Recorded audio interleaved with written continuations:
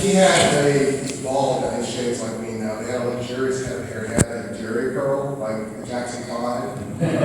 Not the Tito Jackson 5, like the Jermaine Jackson, like really one of the nice ones. And he had a mustache, and he looked like Apollo Creed. And I remember him coming into my school when I was younger, and he'd walk down the halls, and all my friends thought he was a superhero. I mean, he was just a larger-than-life type person.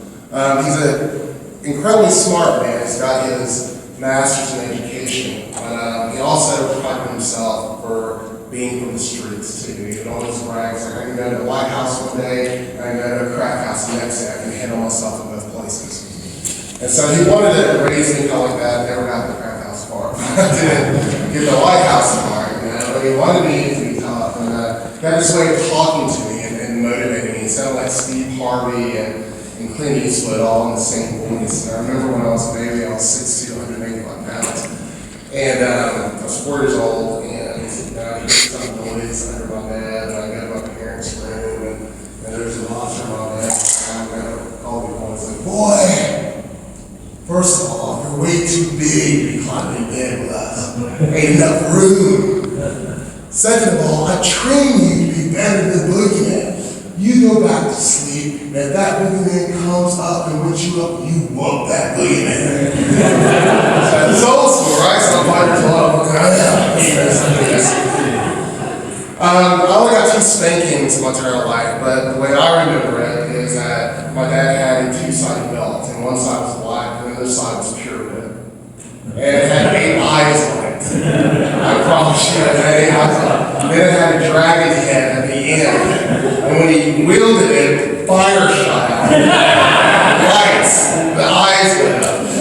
I didn't want any of that dragon though. I promise you that. And so when one of the rules now in the household was we're not allowed to get any C's. And the report card on the test or things like that. I remember in 3rd grade I got a C on a test, and I was scared to death.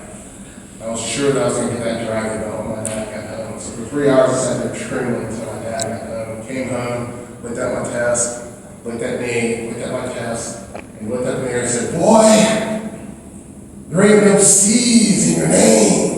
And I stopped trembling. What?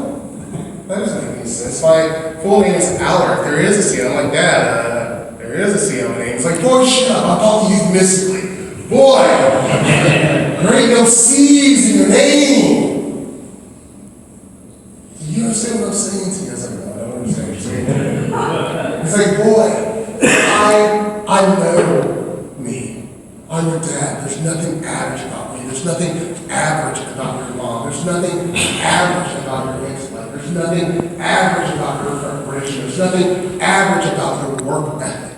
So why do you bring in average grades into my house? And it clicked. There's nothing average about me. And I figured that this has been a stumbling block my entire life because I had a nice, decent job. I'm like, yeah, I can do this for 20 years and rise up the corporate ladder, and then Holy Spirit brings his voice back to my head and says, boy, there ain't no C's in your name. I quit.